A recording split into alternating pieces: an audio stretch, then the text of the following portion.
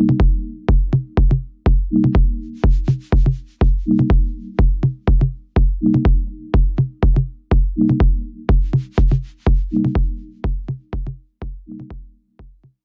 evening and welcome to Unlocking Nature. My name is Johan. I will be your host tonight.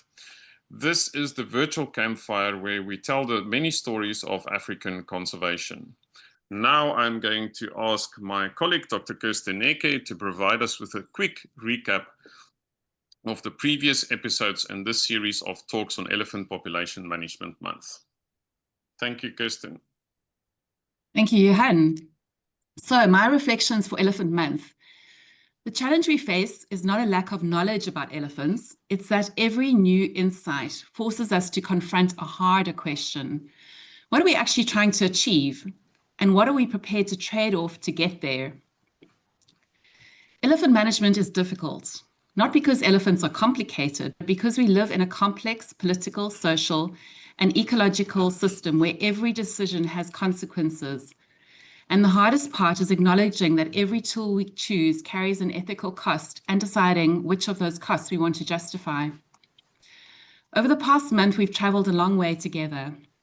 And if I look back, what stands out is not just what we learned, but the questions that kept returning. First, how do elephants behave in a landscape that is no longer whole? Dr. Rob Guldemont and Dr. Bernard Coetzee reminded us that in a fragmented system, even basic population dynamics begin to change. Secondly, can elephant management ever be one size fits all? Dr. Sam Ferreira made it clear that impacts are local, deeply resource-driven, and therefore management must be site-specific. And Dr. Janetta Salier discussed how the idea of a meta-population and national and regional goals shape our choices. Our third session looked at which tools are appropriate in which contexts. Dr. Audrey Delsing showed us why immunocontraception is safe, reversible, and scalable. And Grant Fowles showed us how human-elephant conflict shapes real-world decisions and argued for corridors where socially and politically feasible. Our fourth presentation was by Ian Rushworth. What is the most humane path when landscapes are small, fenced, and climate stressed? Ian challenged us to consider whether delaying removals, for example, through not culling, might unintentionally increase suffering in the long term. And finally, how do you manage elephants across borders, cultures, and political systems? Dr. Russell Taylor and Dr. Nyambe Nyambe demonstrated that in the Kavango-Zambezi Transfrontier Conservation Area, elephant management only works when it is politically possible, socially acceptable, institutionally doable, ecologically sustainable, and economically viable.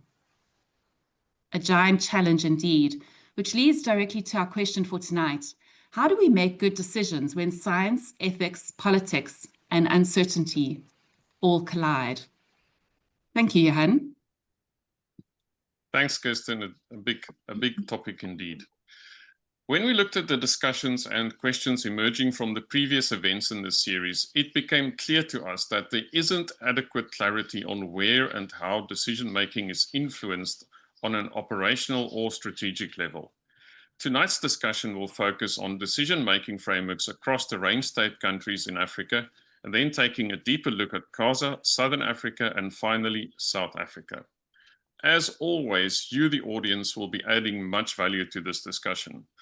I want to ask that you keep your questions focused and related to decision-making frameworks. If you simply want to dig deeper into the science of the current elephant management strategy in the Kruger or Madikwe, for instance, we devoted entire discussions to that. Please revisit those episodes. They are freely available for you to view and share. Providing us with a broader overview of the framework in African range state countries will be Dr. Holly Dublin. For 25 years, she chaired the IUCN's African Elephant Specialist Group, working across 37 countries in Africa. Holly has been an active player in local, national, and international policy forums. Dr. Russell Taylor was, among other things, the Transboundary Conservation Planning Advisor for the World Wildlife Fund in Namibia. From policy to practical matters, he assists countries and communities to share their natural resources. With over 15 years in elephant research and wildlife policy, Janetta bridges the gap between muddy boots fieldwork and high-level conservation diplomacy. She is a senior scientist at the South African National Biodiversity Institute. Now that you know the guest speakers, let's start the conversation. And we are going to start with the big picture, and we are going to allow Holly the screen. Holly, could you please provide us with an overview of the elephant management strategies in African range states? Thanks very much, Johan, and thanks for the invitation. I've now learned what happens when you get on and participate in a webinar and say too many things. You then get invited to do something else. So thanks for following up, and Kirsten, all been wonderful. Thanks for interacting and for everyone showing up. The part that I've been asked to sort of play tonight is to really sort of set an overall view of just basics that maybe people know, but maybe many people don't know, that there's a big world out there when it comes to elephants. And so let me just get started. Most of you will know that African elephants do have a very wide range in sub-Saharan Africa. This is the picture of elephant range from 2015, but only just to show you that, of course, it's very fragmented. And there's a couple of areas of very high concentration in the Congo Basin, in the sort of Selous and northern Mozambique area, and of course in Kaza and other places as well. But these are where there's still big concentrations. But the purpose of even talking about this is just to bring people in on the view that things really differ across the continent of Africa. And we can't ever speak about African elephants in a single voice because everything differs. And it's really important that we know that policy and management actions for these elephants, they happen at every single scale. So some people will be seeing it from their local protected area, even their private property. Others will see it from a landscape, a group of protected areas, and right on up through national, regional, and continental levels. And this is really important because, we need to see that for everything that's below global, there are radically different histories here. So these are before, during, and after colonial times. And they go on today. They're just big differences, and legal frameworks and ideologies in these different range states. As Johan said, 37, but 38 now counting Southern Sudan. They just differ at the regional, at the national level. And so we have to look more deeply into that because every country and every situation has its own solutions. So species conservation status really does drive species policy and management options. If you find yourself with 5 elephants, you're going to have something really quite different than having 150,000 elephants. If those 5 elephants are all in one place, that might create one thing, and 5 of them in 5 different places, a different thing. And so everything is cut to the cloth in these different situations. And one of the things is that every country needs to sort of start from somewhere.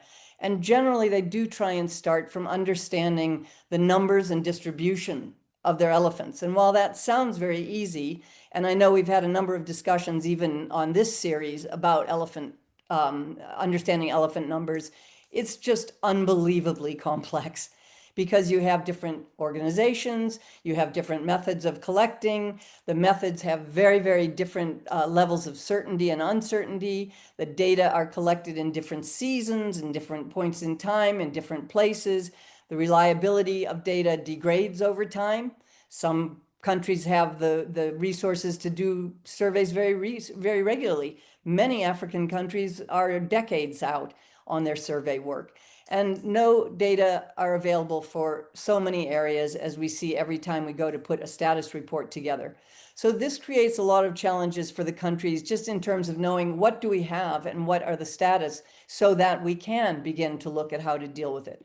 And of course, then they come into really needing much more information that is about the habitats, about the distributions, about where they have human-elephant conflict going on, etc. So this has normally been pulled together every so often in the African Elephant Status Report, which is quite a driver that is all this information provided from all these sources and brought together. And the most recent one is up through the end of 2015. We're hoping that there's going to be a new one, two new ones coming up very soon. But this has been very critical. And I only cover it to show you that even if we just look at the numbers across the 4 regions of Africa, this is how we do divide up the elephant range. We just see these radically different situations. So as you can see, Southern Africa with, very, very large numbers, even in 2015, and now we have the CASA survey, that's going to change again and be in the new numbers. But you see it relative to Eastern Africa, relative to Central Africa, where there's a lot of guesses around the data and not solid estimates. And then West Africa, which are some of them quite vestigial populations, that are the result of many, many years of ivory trade and, of course, human settlement and very dense human populations as well. So this furthers the need. Then we add on top of it that in recent years, from 2021, obviously the African elephant has been now broken into 2 species. And even though prior to that, they were managed very differently within a country, so forest elephants had their own management, savanna elephants another, now we see that the separation of them as species is creating other issues for range states that they never were dealing with before. So it's one thing and another, and it keeps them on their toes. But we all have to be sensitive to the fact that these are departments, ministries, many of them not with a lot of power and certainly not with a lot of money, and trying to stay on top of the status of their elephants to be able to manage under not just national scrutiny, but huge international scrutiny. So just to keep people aware that this is going to be, driving a change coming forward. The next status reports that come out, there'll be 2 of them. One will be for the forest elephants and one will be for the savanna elephants. Having been involved with, these developments as they go forward, it just has added a lot of complexity. But interestingly, probably not so much for the manager on the ground, because the manager on the ground always knew what they were dealing with and they continue to deal with those same elephants. But it is changing the political, social, and cultural environment in which these countries have to manage these elephants. So going on from that, a lot of people, it came up just in discussion that people were not hugely aware of how long African range states have been at this. And I just wanted to point out that there have been, strategies and action plans that have been developed for a very long time. They just have never been consistent across countries. And that's a very important thing. But planning, and you're going to be hearing more about it today, it happens at all these areas. So we can find plans at every single one of these scales. And that's a critical bit for us to be aware of, that sometimes we're going to be dealing with a plan that's just in somebody's backyard virtually, all the way up to a landscape like CASA, which Russell will be talking about, to these national kinds of planning, the regional plans, and up all the way up to the whole continent. But the general structure of most of these plans has grown similar over time, and there's reasons behind that, which I could answer later on.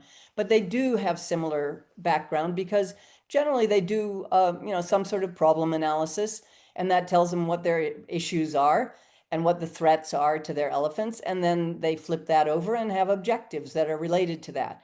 Usually they form some kind of larger vision and goals, and above that, guiding principles. And I think Russell will be talking a bit more about that, because what principles drive you, whether it's from your constitutional level, just from your ministry, what kinds of principles, these are driven from policy. So it's not unusual to find all these things we're seeing here, that human-elephant conflict is probably the most driving issue. Even in Senegal, where they have probably 2 elephants, they still report human-elephant conflict. It's not just about large populations. Elephants, obviously the need to protect biodiversity and elephant habitats, restoring connectivity. In those places where illegal killing or illegal trade continues, governments are very concerned about that. They set up objectives and activities around it. obviously now it's become a rather huge thing to have more cooperation and collaboration with local communities. And I can tell you this has been a large battle of mine over all my many years, is to get this into these plans, because they were done for many years in total isolation from the very people that were living with these animals. But now it's a pretty fundamental part of most plans. Then there's about just strengthening our knowledge, so knowing about surveys, being a part of CITES Mike program, monitoring illegal killing, then strengthening cooperation and understanding between range states. The range states, they're pretty clued up. They know if they have transboundary populations. They know if they have poaching coming from another country. They invite one another to be a part of their planning usually. And then, of course, they all exist within, political frameworks that are there, particular policies, but a lot of cohesion around their most local community of cooperation, and that's usually very much driven by economics. So for the case of SADC, the East African Community, COMIFAC in Central Africa, ECOWAS, and obviously the African Union for across the continent. So this is just to show you, without anybody needing to read too much, you'll be able to get a hold of this. But there's a lot of countries that have been doing a lot of work on these plans. And so this isn't something, that's just new. Not all of these plans are right up to date, largely resource constrained, but they have been doing these plans, and many of them have been following them up and monitoring them. So we see that there were three regional strategies: the Central African one, the West African one, and the Southern African one. Eastern Africa has never done a regional strategy together, and actually these two very out of date, which is why I put that date onto them. So just ending on this, it's also very important to know that the African range states all came together and they created in 2010 an African Elephant Action Plan that really was to bring cohesion around Africa, whether it was forest elephants, savanna elephants, and now we're on the second revision of that. And this is completely led by the range states. So the only work that's been done by the specialist group and others on this is to provide technical support as requested. So I'm hoping that just sort of sets the general framework so that people know a lot is done. It's not a little is done, a lot is done. And the probably largest constraint is getting these action plans implemented, which is often a resource problem. So Johan, I'll turn back over to you, and happy later on to answer any questions that come along. Thanks very much. Thank you so much, Holly, for that very, very useful framework. Remember that you will have the opportunity to ask questions and interact with Holly if anything is unclear. And you can also watch the video again later on during the week if you want to unpack it further for yourself.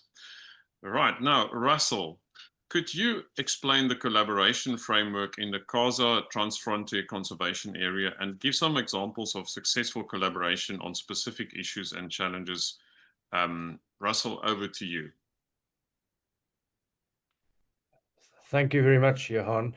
I'm going to use the Khaza Elephant Action Plan to demonstrate how there is a very strong level of collaboration and coordination between the 5 partner states in Khaza: Angola, Botswana, Namibia, Zambia, and Zimbabwe. The Khaza Elephant Action Plan draws from the original strategic planning framework, which was developed in 2019, in which, in fact, Holly also had a role to play there, and more recently fed by technical expertise following the Khaza aerial survey, and after that, using those results and the original framework document to prepare an action plan, which has been developed by members of the Khaza Elephant Sub-Working Group over the last 2 years. There's been the 2019 strategy developed, and then more recently, following the aerial survey, 2 workshops last year in February, beginning of 2024, and then at the end of 2024 in November, where the Khaza Elephant Working Group, sub-working group, which is made up of the partner states and supporting NGOs, worked very hard to develop a collaborative, agreed upon action plan. This action plan taking the strategy from the beginning, I'll come back to that, identifies strategic approaches required to achieve the strategies and strategic objectives, and clusters actions around each of these various approaches. It identifies the type of action required, whether it's management, research, policy, or something else. It identifies key role players who are going to be involved in the implementation of these actions. It identifies the broad geographic focus for that action, and it provides a time frame within which the action should be achieved. It's very broad. It's across 5 countries, and the time frame is very, again, not detailed milestones, but like 1 to 2 years, 3 to 5 years, longer than 5 years, and then just 3 broad areas of action, policy, management, research, or whatever. It's designed to be a living document, and I think that's very important because so many documents don't do that. They end up on a shelf and gather dust. This is something that the Cars Elephant Subworking Group will action and make sure is implemented over time. And right at the moment, I'm here in Victoria Falls at a meeting of that group, where today already 4 task teams are tackling the actions, which I'll come to. The Human Elephant Conflict Task Force, the Law Enforcement Task Force, the Connectivity Task Force, and the Land Use Task Force. They're already getting to work on actioning this plan. So that's just to demonstrate that there is this coordination and collaboration going on, and helping to make things work. So it uses a traffic light system, a very simple system, to monitor progress over the next number of years for the life of this action plan. Importantly, I think it's the implementation of the actions are not just the responsibility of the Cars Elephant Subworking Group and its members, but rather a host of stakeholders within the landscape from diverse sectors and disciplines, ministries of lands, resettlement, veterinary, departments of veterinary services, and so on and so forth. They will all have some role to play in the implementation of this action plan. So let me go on to the next slide. So you've already seen this from our previous discussion. Here are the 5 strategic objectives, and just bear in mind they relate strongly to what Holly presented earlier on about how there's a general conformity and of approach to these strategies that are developed for elephants across the continent, across the different countries.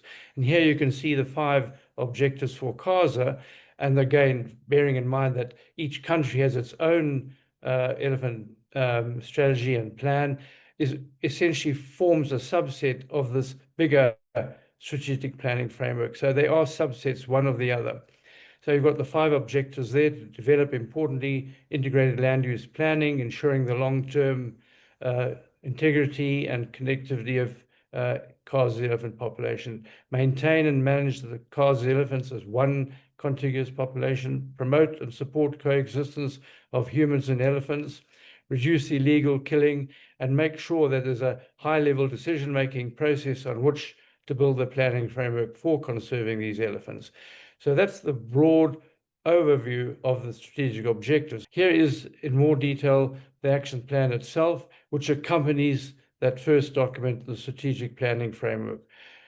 It's taken some while to develop this, but I think because it's involved a lot of people who've had a direct involvement in doing this action plan, it hasn't been done by some lone ecologist or biologist working remotely. It's been done collectively in a very collaborative manner by all these stakeholders. So the strategic objectives you've seen, they then develop, take that down to strategic approaches, which are broad methods used to achieve those objectives.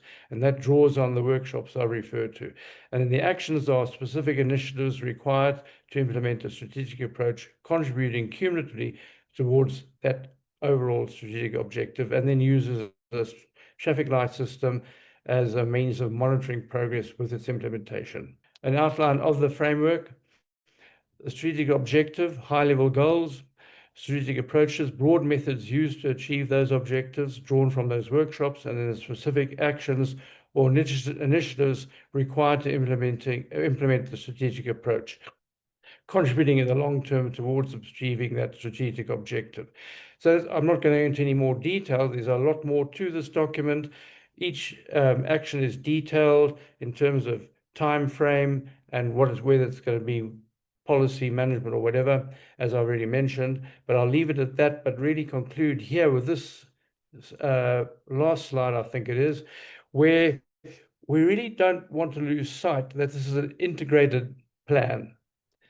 It's holistic, and we've already recognized the need not to allow the different 5 objectives to become silos unto themselves, that they all linked. So the legal activity, the coexistence, the land use planning, the elephants as one contiguous population, the barriers to connectivity, all come together in this action plan, and then informs the higher level decision-making processes, which is that middle set of boxes there, which you don't have to worry about reading, other than that's the governance structures that undersee or have an overview over the implementation of this action plan. So trying to pull all these 5 set of objectives into a holistic approach and making sure that they all continue to speak to each other.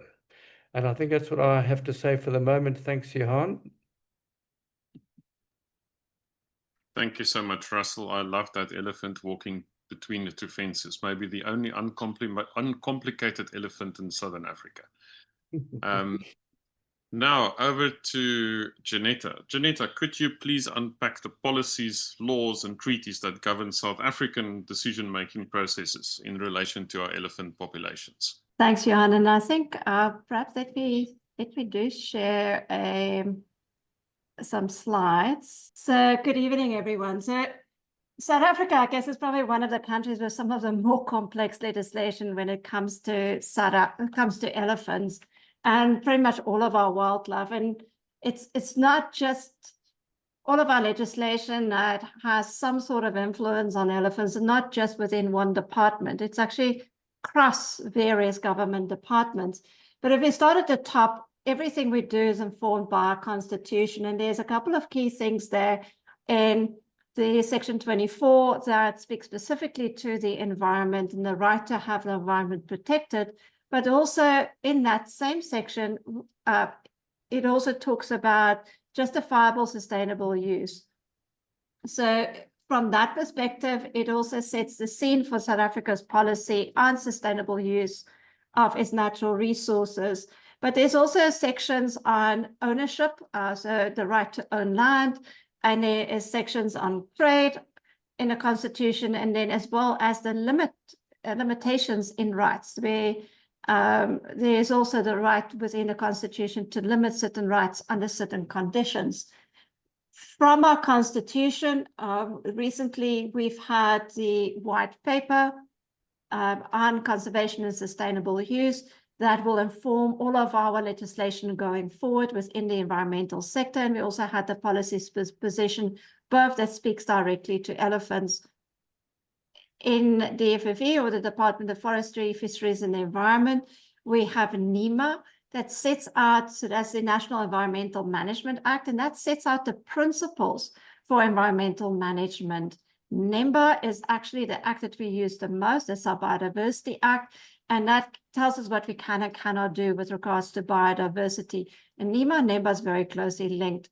But there's also other acts, including the Protected Areas Act, so NEMPA, and then we have our regulations. So TOPS regulations that specifically speaks to threatened and protected species, of which elephant is listed as a protected species.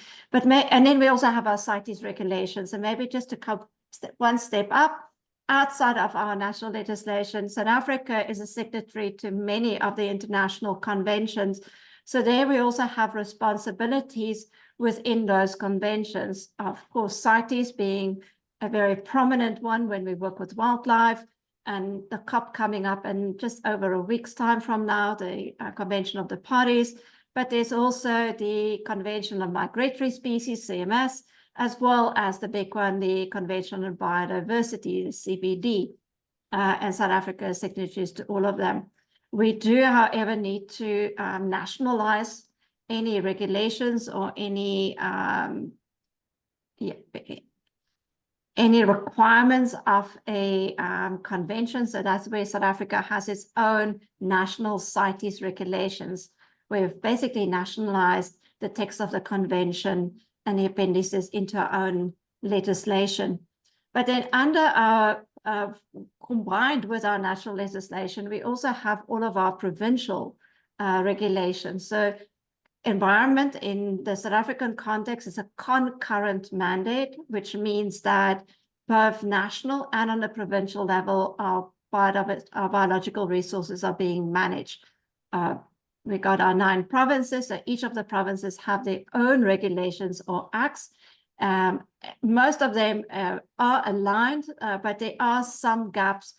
Most of the provincial legislation is older than our constitution, and that has posed some problems, and there's a process in South Africa at the moment to actually align those things. Under that, we deal with the elephant norms and standards, that it obviously also guides what we can and cannot do in a very regulated manner around elephants. So as I mentioned, we also outside, we have the Meat Safety Act, there's the Animals Disease Act, the NSPCA, the Animal Welfare Act also plays a role within our space. So this just gives you an indication of where most of our legislation fits in. There's guidelines around damage causing animals. We also have NISQUIT that actually deals primarily with the safety of our wildlife within and outside of our borders, so when elephants move in and out of South Africa, and dealing with our neighboring countries. And maybe also just to mention that within SADC, we also have the SADC Wildlife Protocol that helps us when we deal with cross-border species. And one of the key things within the SADC protocol is that no country that shares a resource with another country may utilize that resource to such an extent that is detrimental to the neighboring country. So we always have to be considerate of how we manage shared resources so that both countries that share the specific resource, in this case elephants, can benefit from those elephants, that the one doesn't, the one's use of the biological resource doesn't impact negatively on a neighboring country. And then maybe just lastly, since we've been, Holly has started the discussion around strategies and management plans at a national level. We've just gone through a process in South Africa developing a national elephant heritage strategy. There's a specific reason why we've looked at a heritage strategy rather than a conservation strategy. And that is because we look at elephants as part of a broader landscape and looking at both people and elephants in a South African context. So this is just an outline of the strategy. We're nearly at the end. The strategy has gone through all the intergovernmental processes. So the last step is just the signing off of the strategy. We even got the stamp of, not of approval, but of support from Parliament on the strategy. So I'm going to leave it there. That is basically, I think, all of the different things in a nutshell that informs management of elephants from a legal policy perspective within South Africa. On a TFCA level, of course, we also have a number of agreements between where we have a specific TFCA. So with the Greater Limpopo TFCA, there would be agreements with Mozambique and Zimbabwe and how we manage our shared resources. And there's also specific elephant management plans for those TFCAs. So let me end it there and just stop sharing, and then back to you, Johan.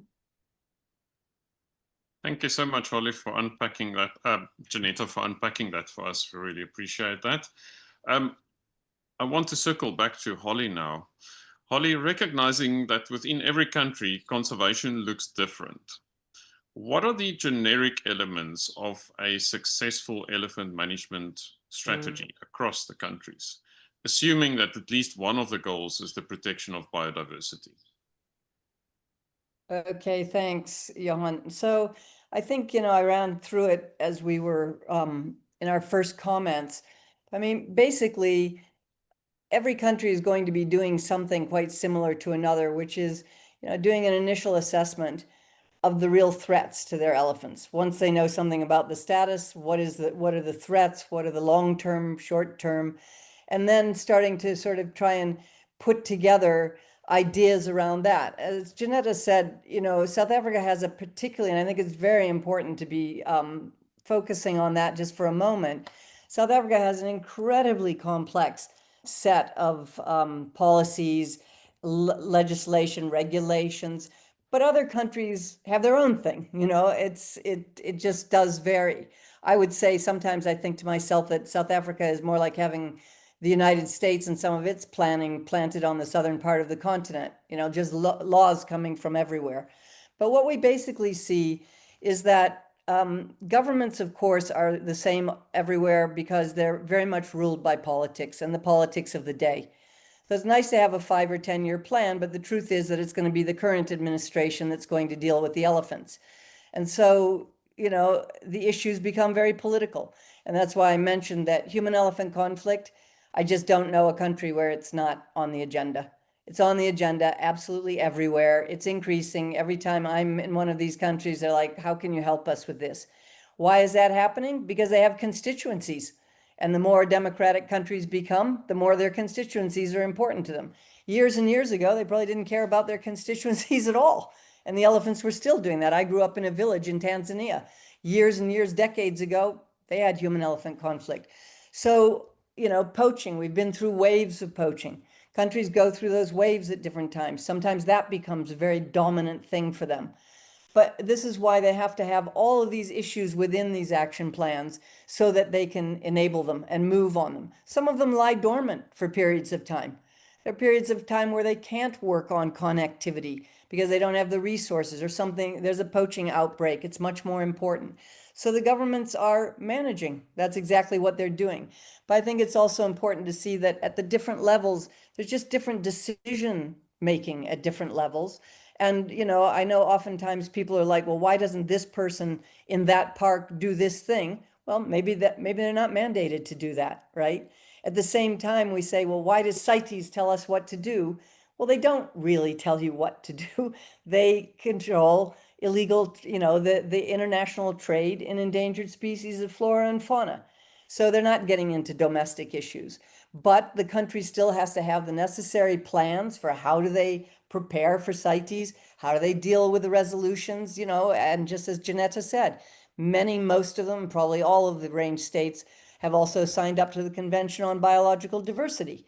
That brings other things onto them. And sometimes these things do not agree with one another. They do conflict.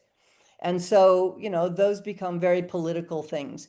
So I think it's just important to know that there are, of course, there's politics. Anything elephant has politics in it.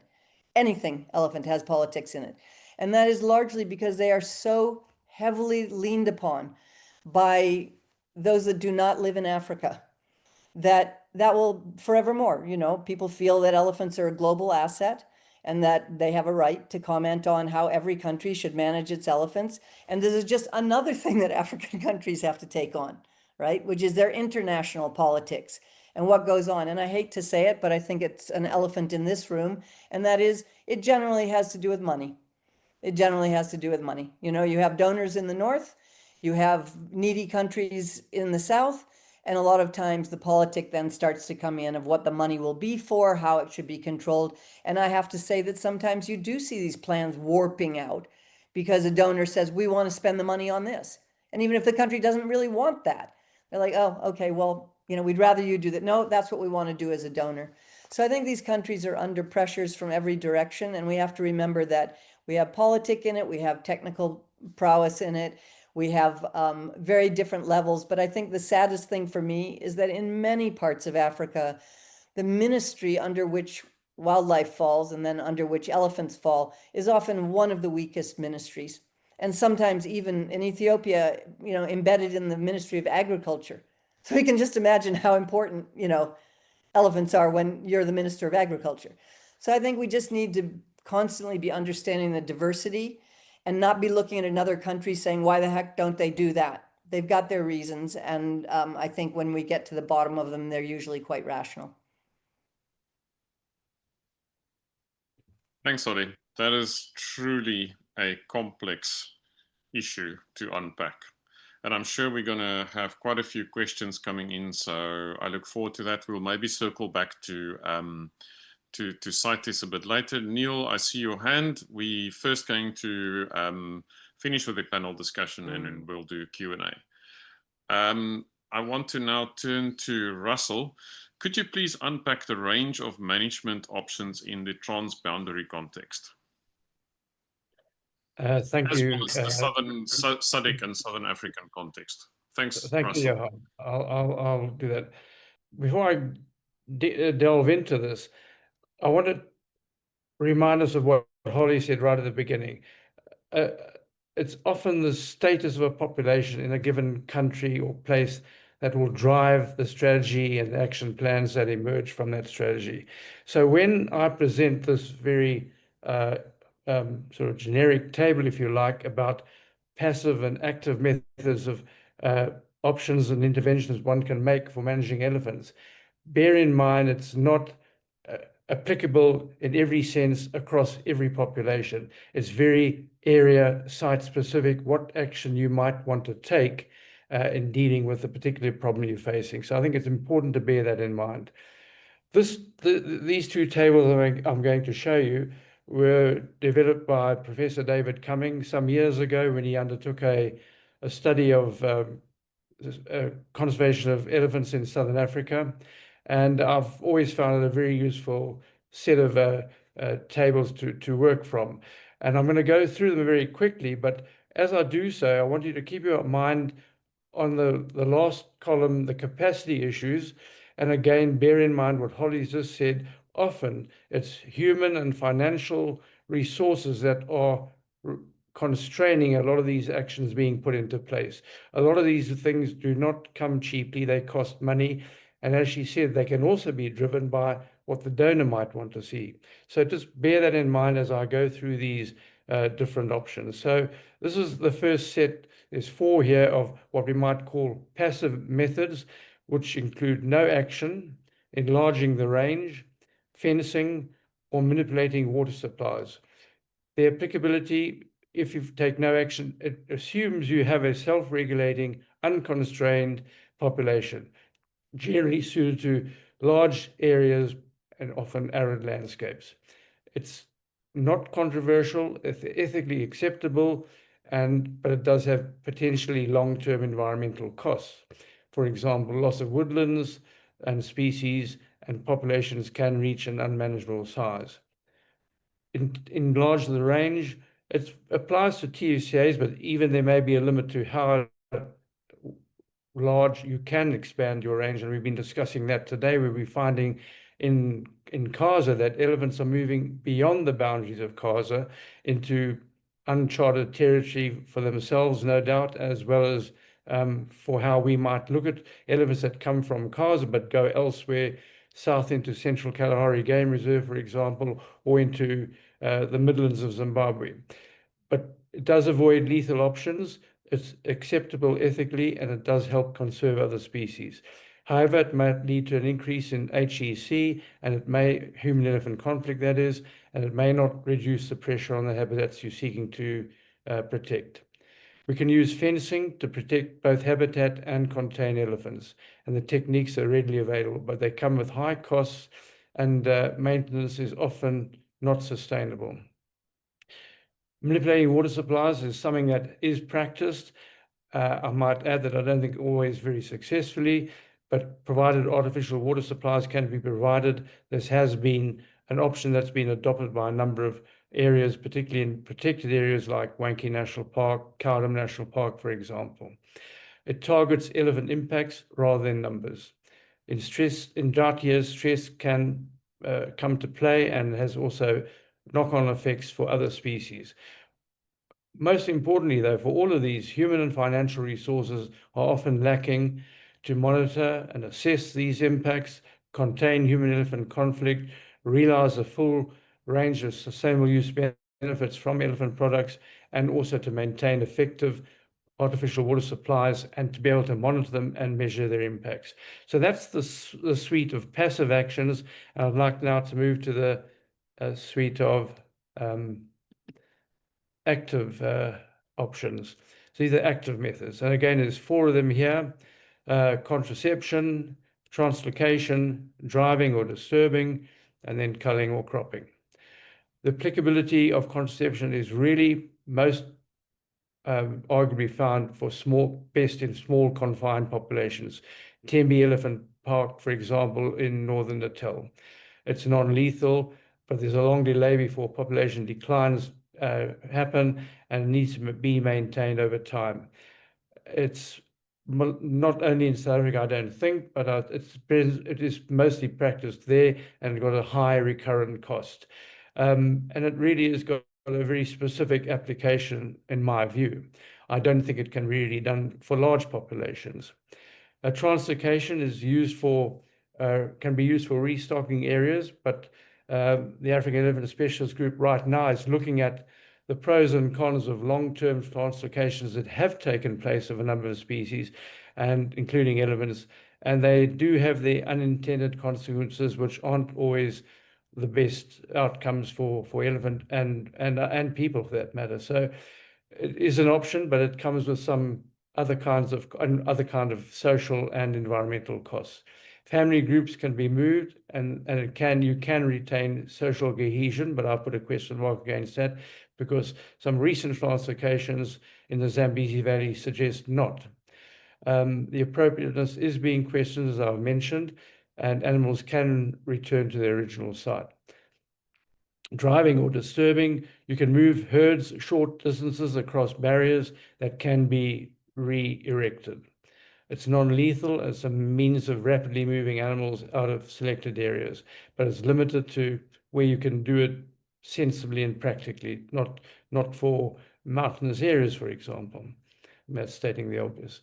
And then finally, culling and cropping, which is probably at this point in time the last option that people are considering, but considering it quite realistically right now. Feasible for populations that need to be reduced. It's an effective means of reducing population size, and it can provide benefits to local communities, for example, meat and protein. It's opposed by protectionists and public opinion, and it can lead to disturbance of social and other behaviors. But it is an option that is certainly being seriously considered and indeed being implemented in one part of Zimbabwe right at the moment. So again, we've got the capacity issues of costs and people capable of doing this kind of work. That's the last column here. And these costs of human resources and financial costs, I think, are very real in terms of implementing a number of these options. And I think that really is where I'd like to conclude the discussion on the management options, but that's the suite that are there. And but again, stressing the importance that they're not universally applicable, and they need to be very carefully considered as to their constraints and where they might actually achieve the desired outcome. Thank you, Johan, and over to you. Thank you, Russell. I have a feeling those 2 slides are going to show up in many university exams. To take us, I want to turn to Janetta, and I want us to go through a thinking scenario, a hypothetical scenario, but a scenario that does actually play out in our Southern African and South African landscapes. Let's take a hypothetical naughty bull elephant that walks westwards out of the Kruger National Park into a private reserve. And from the private reserves, this elephant walks into a farm. Let's say it's a citrus farm or a macadamia farm. And now the lucky farmer is now host to an elephant. Who is responsible for solving this dilemma? Whose elephant is it? And which of these governance frameworks are in play here? From international trade? Well, this one is still in South Africa. So who's working with this elephant? So let's, for example, say if the elephant moved from one area that has an elephant management plan, like for example, Kruger National Park, and it moves to the associated private nature reserves that have elephant and have an elephant management plan, effectively it becomes their elephant. So, and then they can make a decision if they have hunting as part of their management strategy. They, under permit, of course, nothing happens without a permit in South Africa, especially with elephants. Under permit, they may ask to hunt this elephant. So their ownership has shifted from a state property to a private property, but it's still governed by a permitting system. And the permit authority there would be the province in which that property lies. Now, in some areas, it can get really complex. For example, the Associated Private Nature Reserve spans 2 provinces. So if the elephant was in Mpumalanga and they applied for a permit in Mpumalanga and then ultimately walks into Limpopo, they have to apply for another permit because it's another management authority and the elephant is no longer under the jurisdiction of, for example, Mpumalanga. If that elephant now leaves the associated private nature reserves and moves into an area where it's not wanted and there is no elephant management plan, and the loan owner says, hey, this elephant is not mine, I don't want it, it's conflicting with my land use, that animal becomes a damage-causing animal. And under permit, there can be several things that can happen. So the first thing is, and often here it's important, and I think that is something that is sometimes lacking. Not in all cases. Kruger, for example, has a very, very good decision-making framework, but often that is lacking in our private sector, is thinking through the scenarios and thinking through what needs to happen next. Can I chase the elephant back? Do I have the resources to get the elephant back? You know, so Kruger National Park, do I have my helicopter in standby? Can I just chase it back into the reserve? If I can't, then what do I do? You know, do I dart it and translocate it at whose cost? Or do I shoot it? As a damage-causing animal, again, under permit with the authorization of the province, that animal can then be shot. It cannot be hunted by an international client under the South African law, but it can be hunted by a local hunter, basically as a damage-causing animal. So that would be the different scenario. So depending on the status of the land onto which the animal moves and whether it's in conflict with the actual land use. If the animal moved, the bull elephant moved onto another reserve that has elephants, and they were actually kind of in need of another bull elephant, and they're happy to keep it, then it can stay. You know, just fix the fence where it broken through the fence, and then ownership would have changed. But if it's not wanted, it will become a damage-causing animal under law, and then there's certain actions that can be taken with authorization from the provincial authority under which jurisdiction, or that elephant is at that time. So I hope that helps a bit. Yes. So as if that's not complex enough, let's push the complexity up one level. Let's say there's a herd of elephants in the Kruger National Park. This herd of elephants walk eastwards into Mozambique, and then it decides to turn in a southern direction and eventually walks into KwaZulu-Natal, where it's now on a tribal authority and there's a human-wildlife conflict scenario here. Who is responsible for this scenario? So again, it would be when the elephants leave South Africa and they're in Mozambique, it's Mozambique's problem. And it becomes Mozambique's elephants. And, you know, of course, within the Greater Limpopo TFCA, there's numerous agreements and things in place, including an elephant management plan that can deal with that kind of situation. And frankly, on this, you know, at the moment, elephants are moving between South Africa and Mozambique on a very regular basis. So, and we've had instances where even collared elephants have done exactly that. They've moved out of Kruger into Mozambique and then went back into KwaZulu-Natal visiting Tembe National Park. Now, again, Tembe has elephants. They have an elephant management plan. If Tembe chooses to do so, they can keep the elephants. If Tembe feels, well, I actually now have too many elephants, they can either chase them back, or they can decide to shoot them under the damage-causing animal framing. So there's again, the decision there will then lie with the provincial authority and the landowner on which the elephant at that point, or the herd at that point, resides. A herd is always far more difficult because it's not one animal, and our damage-causing animal legislation really kind of more speaks to one animal causing trouble or causing a problem.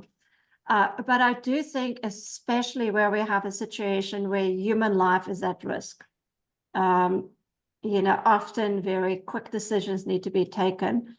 And hopefully we're probably not going to look at one thing and say, okay, well, there's 10 elephants, we just need to shoot 10 of them. Maybe we can shoot 1 or 2, get them out of the area, and then make a plan and see what we can do with the rest. But it really is, again, it would be the responsibility of the provincial authority. Obviously, they will be informed by the community that here's a problem. Unfortunately, with communal land, you don't have all the options available that you have on a fenced private land. So a reserve that has a fence around it, has a management plan, can keep the elephants, they can under permit hunt the elephants. On communal land, and they can internationally hunt the elephants. On communal land, because that's not fenced, they don't own the elephants in accordance with the Game Theft Act, and they don't have an elephant management plan. The option to get an international hunter in and sell a hunt is not available. So there it becomes a management action that will be under the authority of the provincial authority, and then having a decision-making framework on how they deal with those elephants. Can we get them translocated, moved back to Kruger or to Mozambique? But again, I mean, Russell has put it very clearly, and so did Holly. These actions are not cheap. They're very expensive, and you've got to weigh up the risk to human life, the cost of the translocations, and the available budget that's available for those elephants. And I guess a lot is going to depend on how big the herd is. Is it 5 animals? Is it 10 animals? Is it 100 animals? And how that decision is going to play out. But there are various options on the table that will be evaluated by the provincial authority and the landholders, the community, and then the decision will then be taken. Wow, that was a mouthful. Janetta, thanks for leading us through that complex story. And I hope that helps the audience in understanding first of all, the complexity for designing the strategies that can cope with all of that happening. And then the operational decisions that has to be made on the ground by those who are involved at the lower level, who has to be ready to understand all of these issues and governing structures that they have to deal with. So yeah, thank you for that. Then I want to ask a question to our panel, a last question to our panel. And to all 3 of you, we can maybe start with Holly again. Holly, what should elephant management look like in the future? If you could dream up the ideal elephant management strategy, how should we change our minds in the scientific and conservation community? And also, how should the public maybe look at it in a different way? It's more big questions. And it does make me circle back a little bit, because I think we often have to, get realistic when we think about, we can have big dreams for anything we want to do, but it's always going to be constrained by a number of things. And one of the things I was going to say when Janetta was speaking just now, one of the things I often think about, and I know a lot of countries do think about, is what's the probability of success of that action, right? I mean, it's not just because everybody wants you to do it and the public tells you that that's the number one thing. If you're going to put those resources in, human and otherwise, take the risks that you're going to take, you do have to be thinking, is this really going to succeed? And I think going back to what Russell said, specialist group is beginning to look pretty seriously at what's happened with most of these translocations, which had the focus been on the probability of success, very different things would have been decided. Instead, the focus was on get them out of here. In other words, solving a problem in one place, creating a problem in another place, and not a whole lot of thinking beyond that. All the money raised for moving them, very little money put into monitoring them. So to me, I think that's a very big thing, is that, you know, having your eyes and your stomach aligned. Like, don't dream things that are not ever going to be possible, you know, within available resources. Having said that, I think my final point on that would be, for me, I'd love to see that when governments go to a great deal of trouble, and we all know they do massive consultation, they don't just go dream it up. I mean, South Africa probably has the most extensive consultation process on the continent, set by the Constitution, which some of us admire and others are terrified by. But once you've gotten to that point, you've done a lot of thinking, and you know your own country. And one of the very big things that becomes problematic is that the donors who help to finance these actions in your plans, they don't really understand or necessarily care about the priorities that have been set by the government that has to manage these animals. So those priorities are often set back in the home country by how their populace wants the things to be prioritized. And we understand that. If you're talking about bilateral donor aid, it comes out of the taxes that people pay, right? So of course they need to be somewhat cognizant of what their paying citizens, tax-paying citizens, want that money to go for. But on the other hand, it does tend to create very anomalous situations where money is put into something. It's almost like most managers will know that A is followed by B is followed by C is followed by D. But if you decide that the money is going to go into D, what happens with A through C, which were actually necessary to make D a success? And I think this is something that, for me, it would be better. You know, I have pushed in every place that I've been working to have donor roundtables where the governments can get with the donors and have the donors collaborate, because of course there's tremendous double funding that goes on. There's double funding of certain popular things like translocations, and then there's giant gaps in very, very basic things, you know, like how do we consult with the communities in a meaningful way, not just they come and sign something saying they had lunch here, but an ongoing consultation with communities. These are hugely costly, and they're costly for the communities as well, but it's just not very sexy. So, you know, money goes to boots on the ground. Years and years ago, I was part of a group that did a very big study on, it was during the poaching crisis, last one, 2013 or so, and looking at what the donors spent their money on. Over 90%, and this was billions of US dollars, over 90% was going to law enforcement. Law enforcement, which led to a lot of other problems also. It wasn't all just clean and it was great in law enforcement. It led to many things that you know about. Human rights abuses, all kinds of problems with the communities. We then looked at what was the next thing. The next thing was trying to reduce demand for ivory, reduce demand for rhino horn. Smaller budgets, not very effective because it was early days, and still it hasn't been massively effective. And when we looked at the money that was spent on working with the communities that had to live with these animals, you couldn't even find it. It was so infinitesimal, and yet the governments were saying, please, we need help with this. But that was not where the money was going. So I think that would be my dream, is that we have a better unity, and that where time and energy has been put in to do decent management plans at any of the scales along my entire scale thing, that the donors then get behind that and try and fund the priorities that are being called for, as opposed to pet projects and, you know, things which really need to happen down the line but not immediately, and learn more about prioritizing and supporting. And I think that's where I would leave it. I think many governments would wish for that. Yeah, thank you, Holly. A lot of food for thought. Russell, where would you take it? I think firstly, we need to understand that elephants are political, local to global, and society drives the agenda. What we've got to decide is which society, and I think Holly has implied who that society should be, and often it's the wrong society.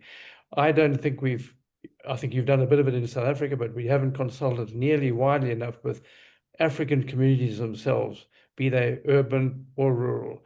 And we get rather driven by other agendas to drive what we should be doing with elephants. And I think that's inappropriate. And I mentioned in my earlier talk a few weeks ago, I think we need to do a lot more scenario planning with local people, us, Africans, to see where we're going to be going into the future with our elephant populations, because we have burgeoning elephant populations in this part of the world, and we have burgeoning human populations.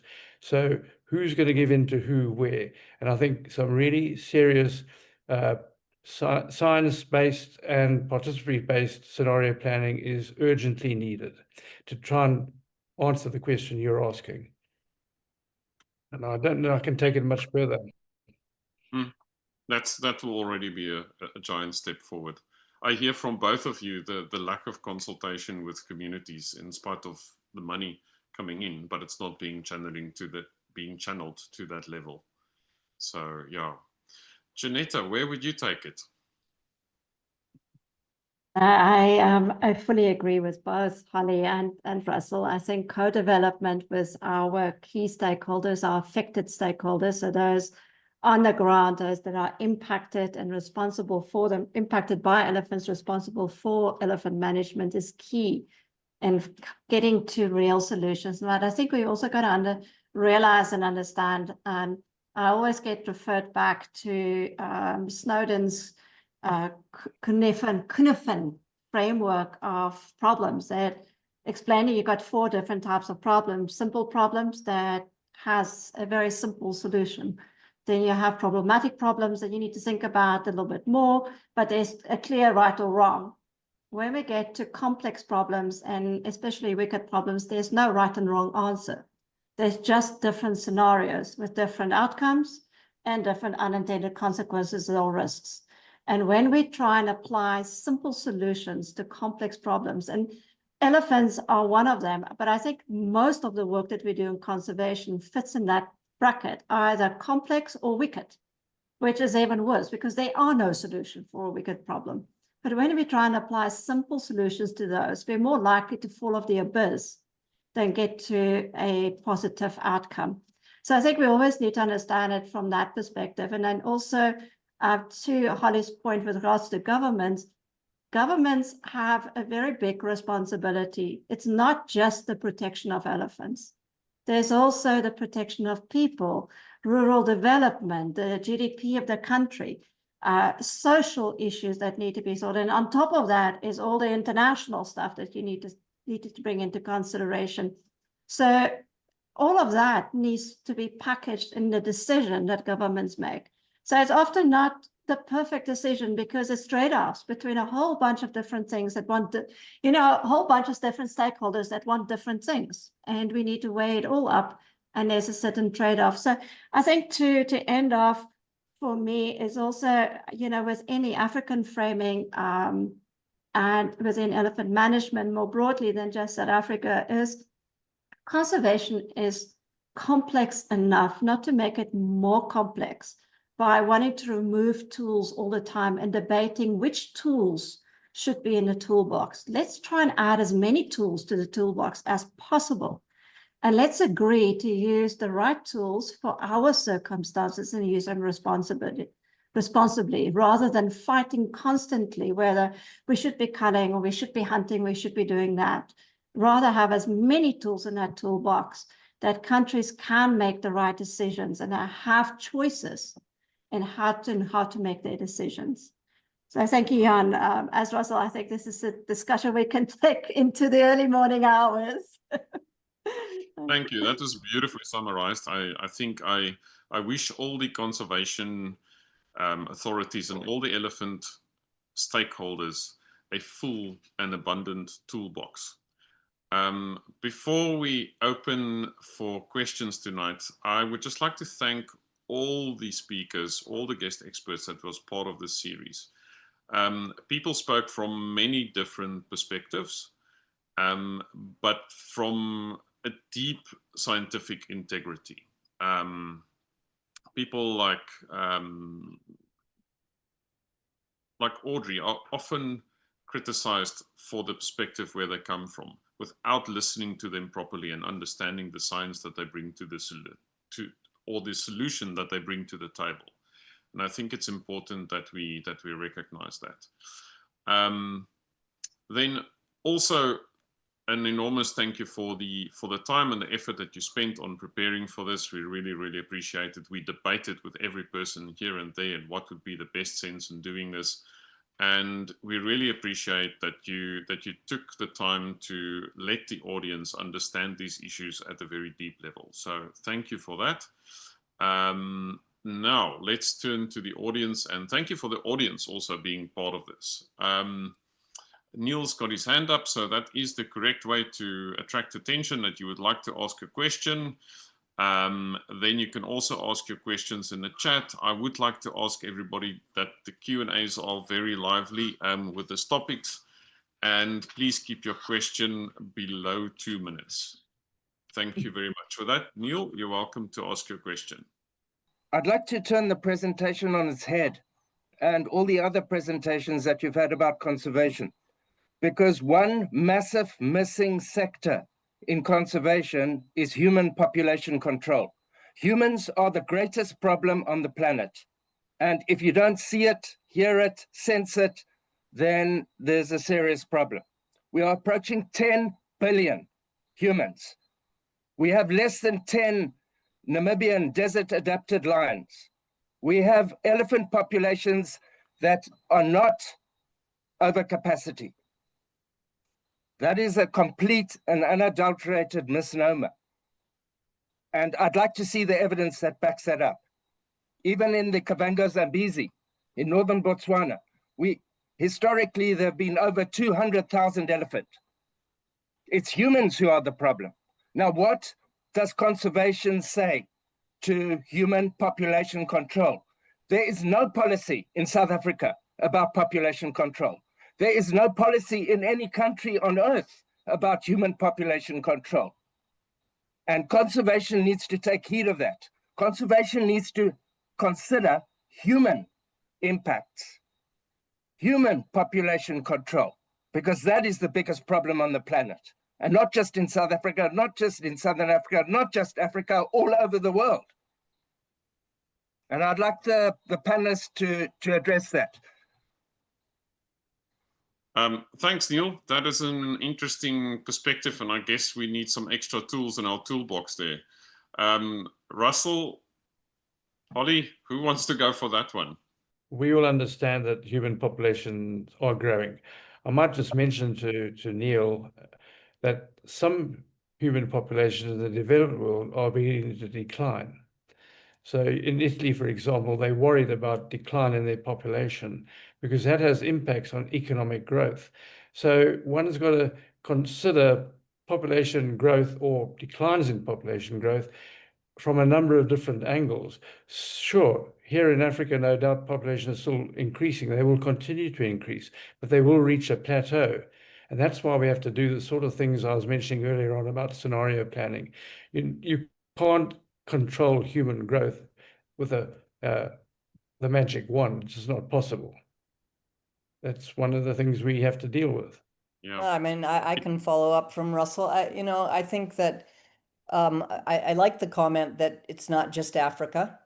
But I think we can learn a lot of things by looking around the world. I was also thinking at the same time about what Russell was just saying. You can read it in the paper every day. I mean, Japan is in that crisis, aging populations, looking at who's going to be the workforce. The United States is in that issue, many European countries.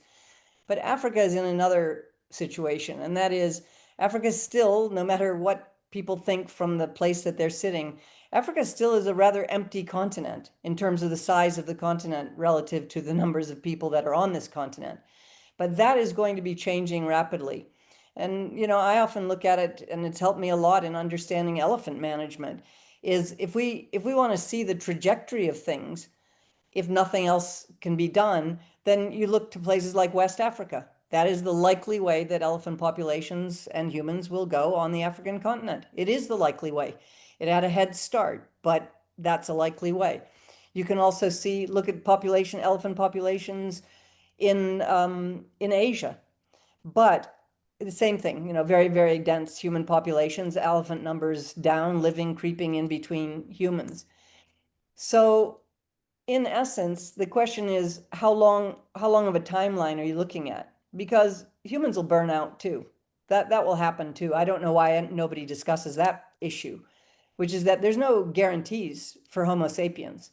If you think there are, I'd love to hear about that. I think Homo sapiens is in a pretty bad shape in a number of different ways. So it's going to play itself out all over the planet in different ways. Again, how would you expect one remedy? There's not going to be one remedy for every place. So countries are dealing with this in different ways. I mean, you see right now, you saw in Brexit, the UK decided, well, let's get rid of everybody that's our workforce. Well, look at what it's done for their economy.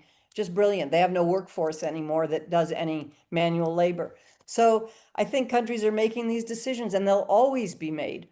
Probably, as long as our global economy continues, they will be made on an economic basis, not on a basis of whether we like conservation. They'll be made on a basis of economics.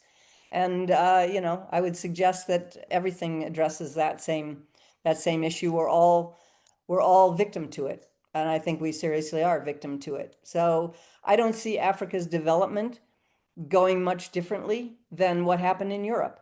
I mean, look at Europe and look at what happened to biodiversity on Europe. Europe decided in the, very early, probably 1600s, they were going to develop. And every damn animal that was of any threat to them, they killed it. That's what happened. They killed them. They killed the predators. They killed anything that was competing with their livestock. And they went to America. They did the same thing in North America, right? And now they come around, they're wealthy countries, and what do we see? Massive rewilding. Money, leisure economy that's available for rewilding. That's what they've decided to do. I'm not myself certain whether what would make us think that Africa is going to go in a different direction. People want to develop, it's the human condition. We haven't seen populations of any number that are going a different way. So yes, it's not a very wonderful trajectory, but I wouldn't hang it on Africa. It's got lots of models that went before Africa. And those are the ones that are now damaging the climate, which Africa is now having to deal with. So yeah, it's not a fair world, but I can't give you a solution. I think it will play itself out. Neil, that was perhaps not the ideal answer, but that is the trajectory that we are in, as Holly pointed out. Enrico, you had your hand up. Please ask your question. Thank you everyone. I have a question for Janetta. I didn't know about the SADC protocol on wildlife conservation, and it's very interesting, a very interesting concept. It's about shared management, but also shared responsibilities. And that, in a way, that's also another complexity of a regional that interfere with the national, or intricates with the national one. So it's a very complex part. If a country is impacting the shared natural heritage of a species, is there in that protocol a definition of a threshold? So when a country can be defined as impacting a shared resource, also from a legal perspective? That's my question. Thank you.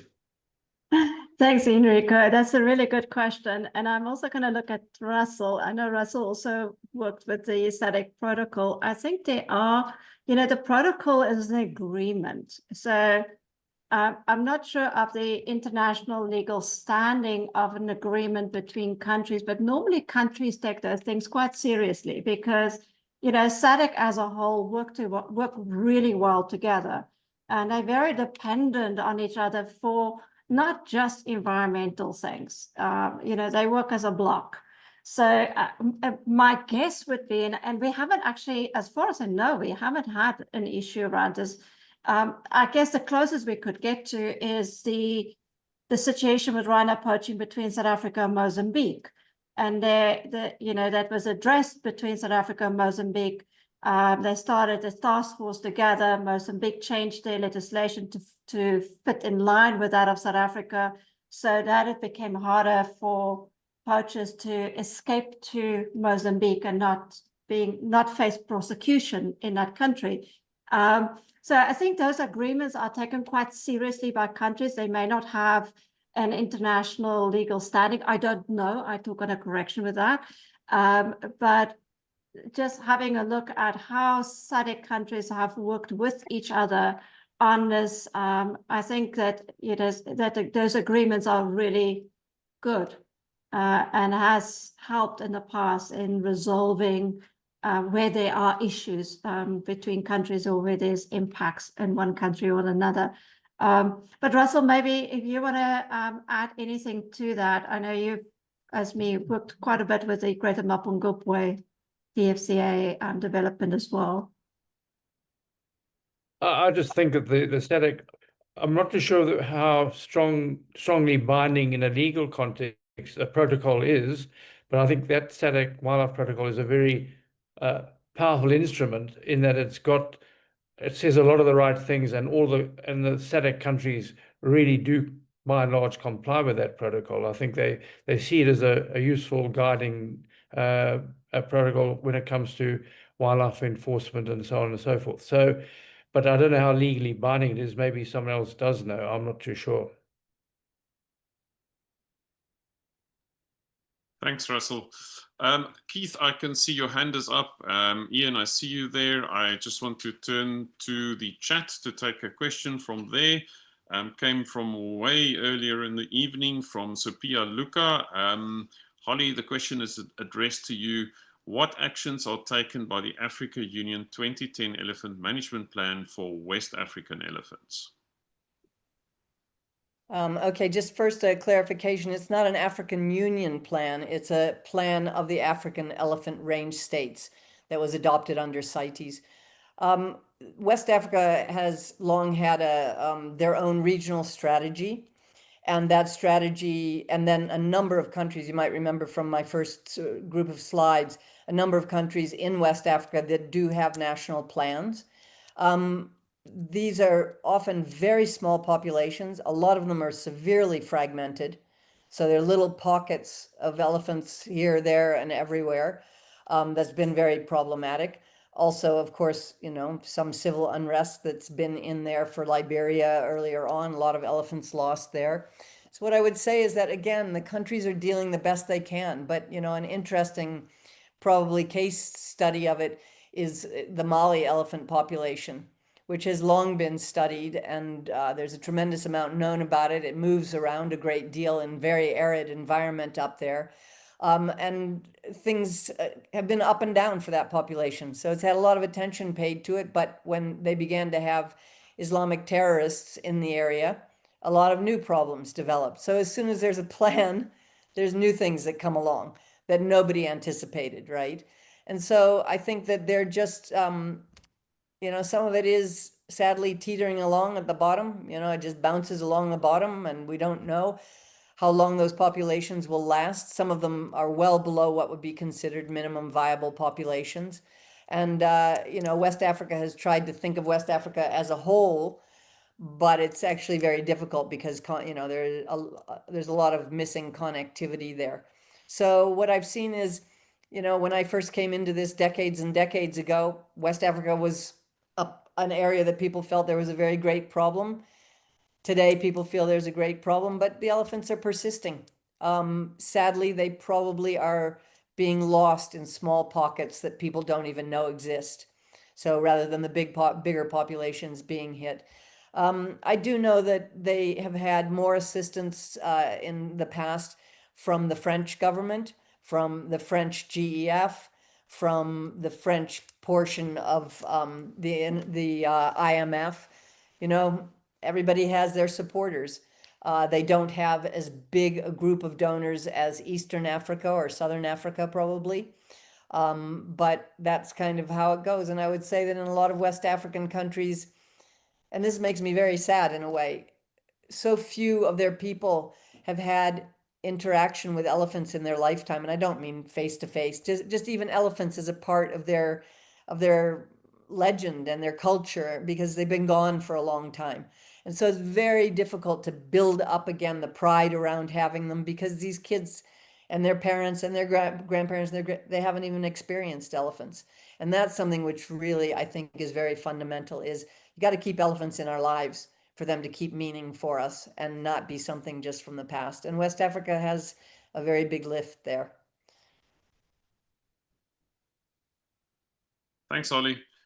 Keith, please unmute and ask your question. Hello, thank you. Very interesting talk today, a series of talks, and indeed the series. And thank you for organizing it, and long may it continue this discussion. I just wanted to say, I'm going to make an observation, and then maybe see what the panel has to say about it.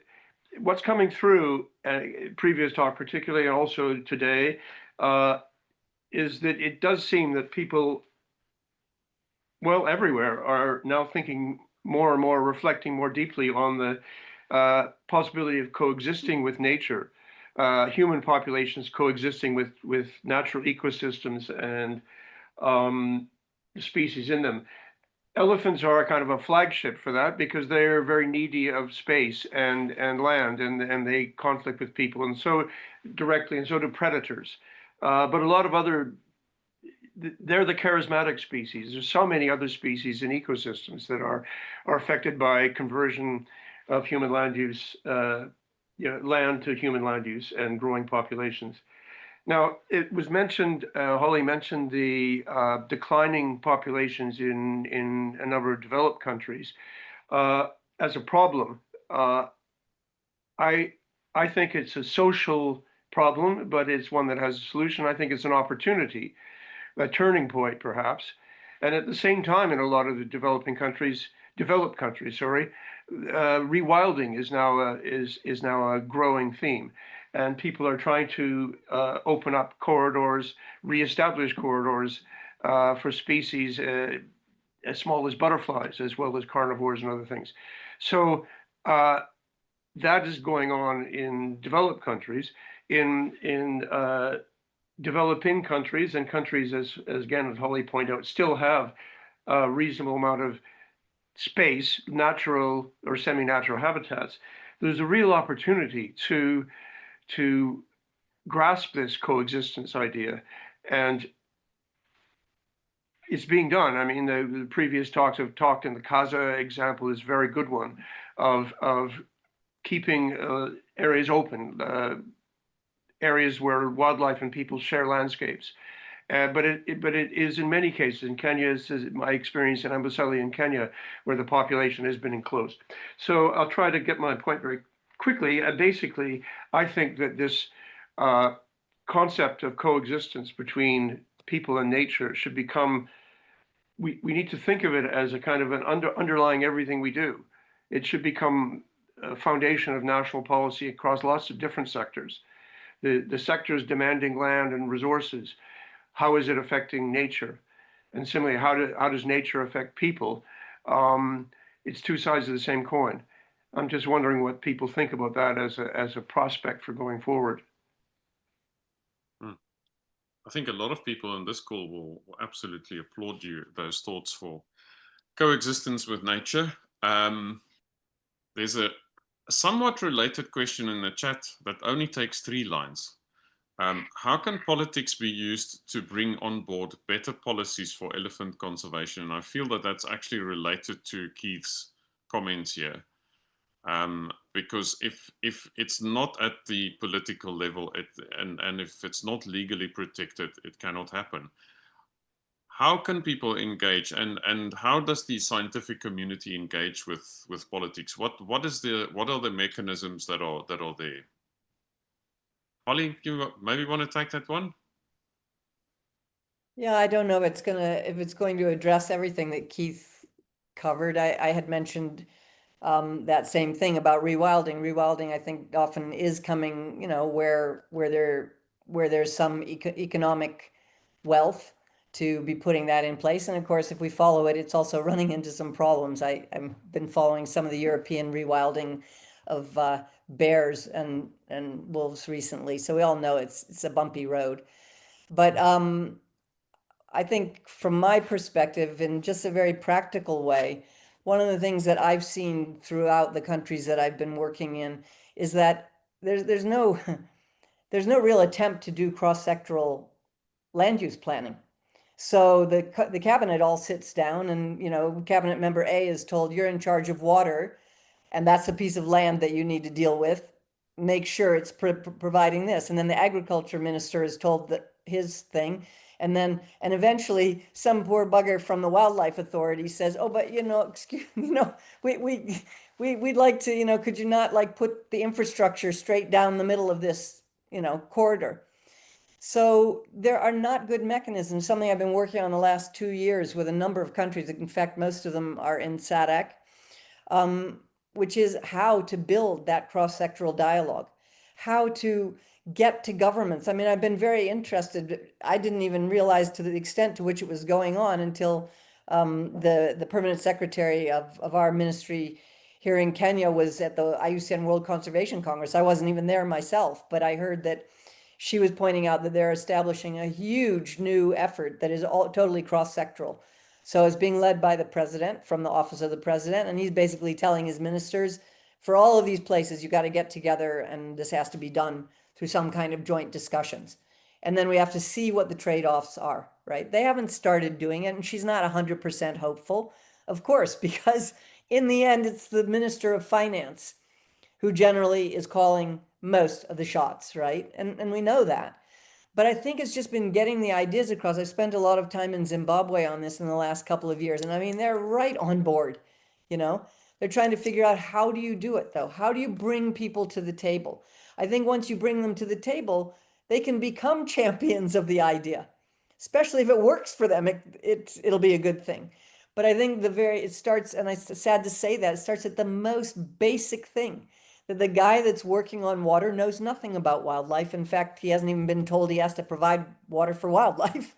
He's just told there are this many people, that's where they're going to be living, the settlements will be here.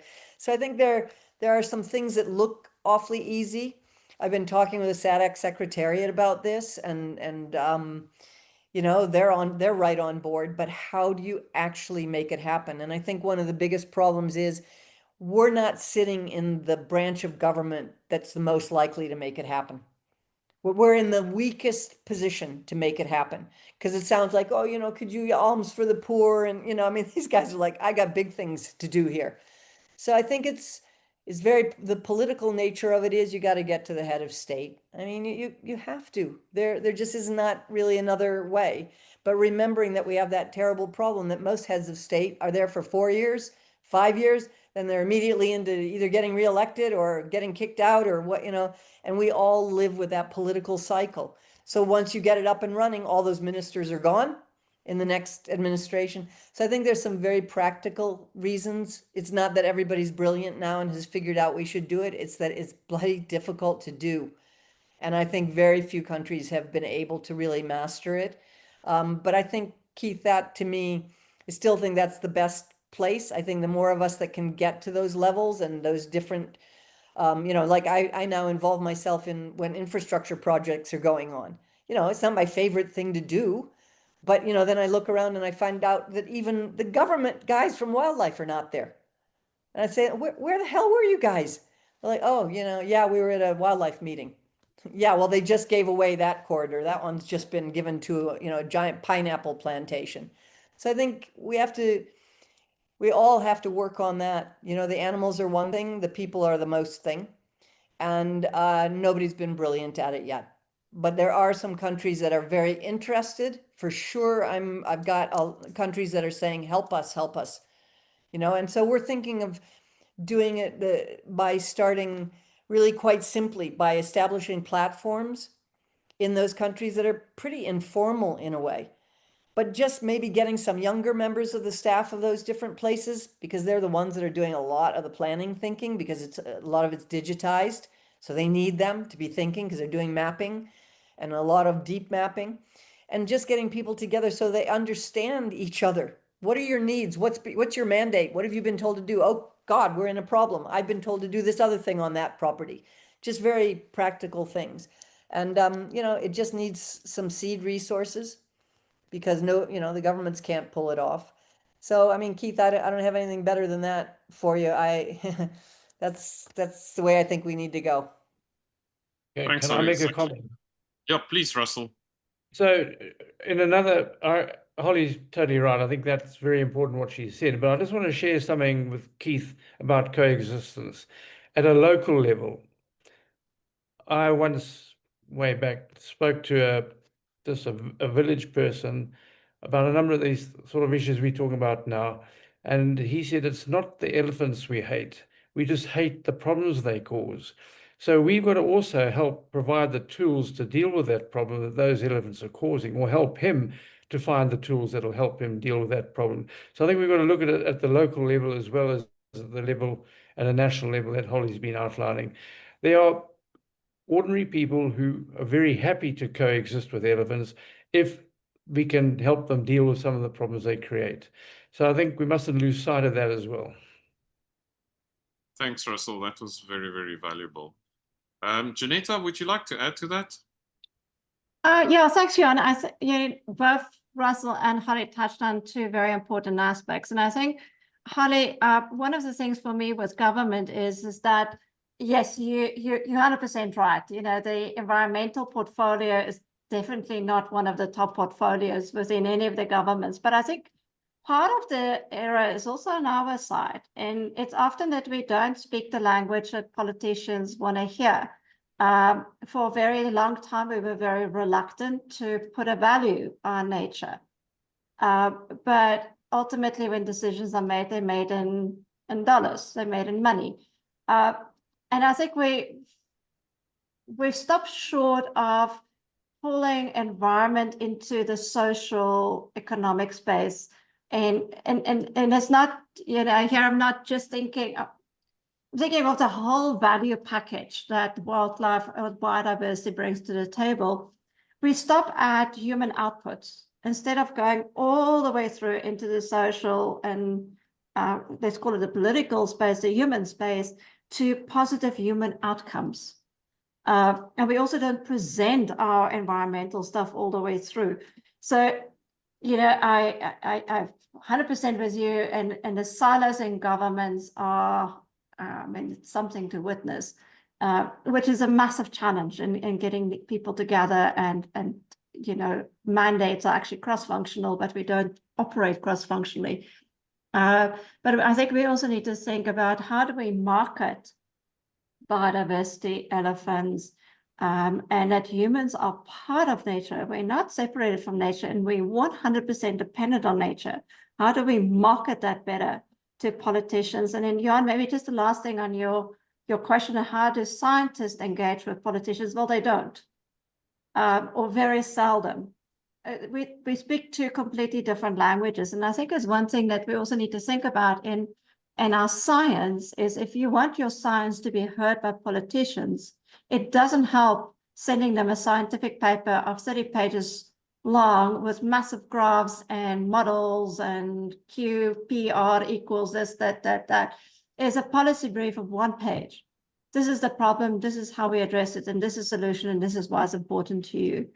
And then perhaps we'll get a bit more of an audience when we start working in that way.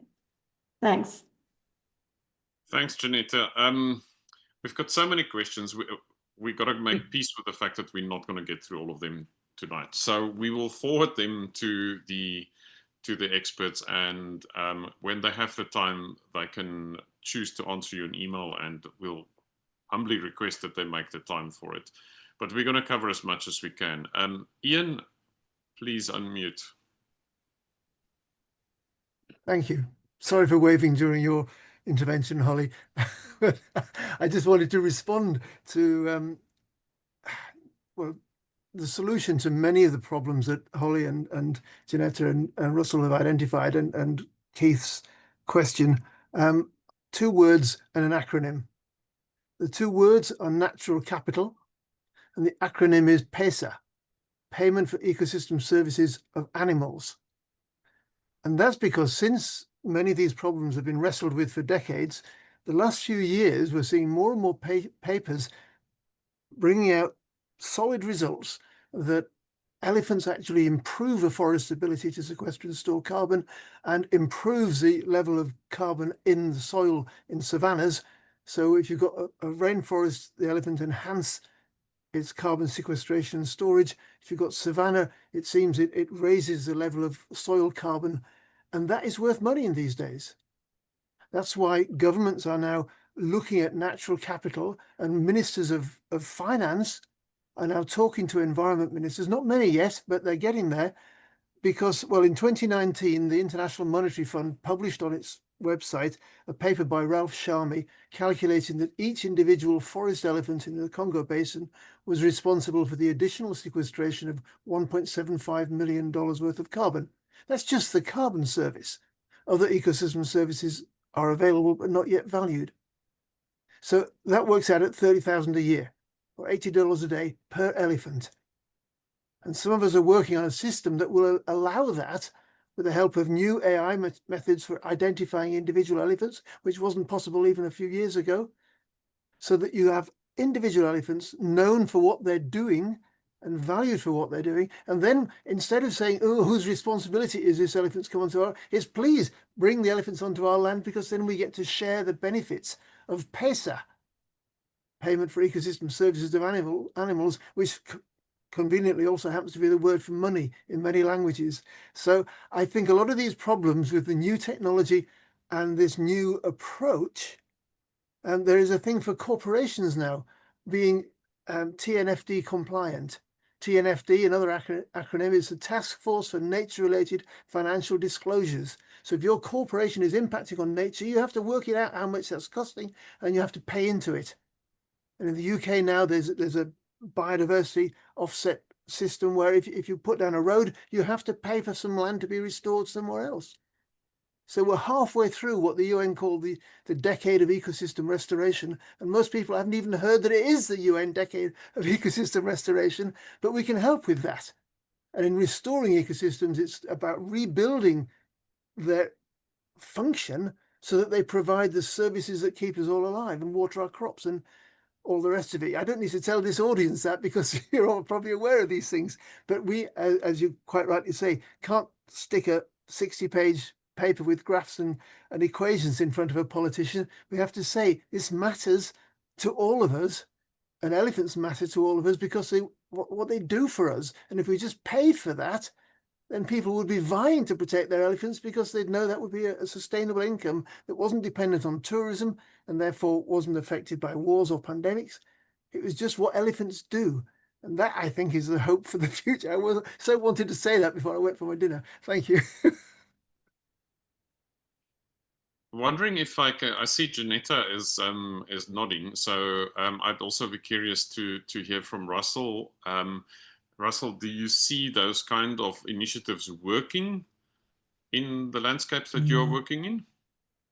We're looking at carbon credits right now for CASA, and as Ian just said, payment for ecosystem services, and carbon credits is one of the actions. Exploring those is one of the actions in the action plan I've just outlined to you. So yes, we are looking at carbon credits, or rather the CASA partner states are certainly looking at that through this particular action plan for the CASA elephants. So yeah, we are doing that.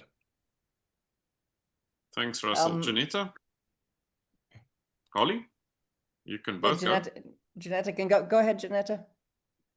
Thanks, Holly. Yeah, I'll be quick. So I think South Africa, we've also gone the route. We've started developing natural capital sheets for various of our species, cycads, rhinos, and we have a massive program around natural capital. And you're right, I think it's emerging. There's still a lot of work to be done. A community that I engaged with in Zambia, similar, they got into the carbon space, and it actually has created a far better situation between them and the elephants in their landscape. And they now, through the carbon process, the protection of the forest, they were able to buy and pay for the, how do you put it, to put up an electric fence that fence them in instead of fencing, so the elephants are not fenced, the community is fenced in, protecting their crops. And in that way, they've developed this coexistence where they're happy with the elephants in their landscape. They also benefit from the elephants. But the carbon credits is paying for that coexistence and the protection of the community against the impacts of elephants. But I think there's still a lot to be looked at in this space. I know Namibia is also looking at biodiversity, payment for biodiversity credits and all of those kind of things. For me, often the question is just where's the money going to come from? And is it not just another form of philanthropy that if the money runs out or there's a bigger issue somewhere else, and the scary part for me with that is this is all built on communities. And it's so easy to lose the trust of communities when you have these ups and downs and projects pop up and then they disappear, and then another project pops up and it disappears. So I think we've got to be very cautious, but I do think it's again, it's tools in the toolbox. And we just need to use them cautiously and responsibly. Thanks, Johan. Holly? Yeah, so I'm glad I have the screen between me and all of you and that you're somewhere quite far away from me because I can't be damaged. But so this is a field that I work quite deeply in. I'm the person that invented the environmental profit and loss account for business, which started the whole thing. So I have to put my hand up and say I did that for better or for worse.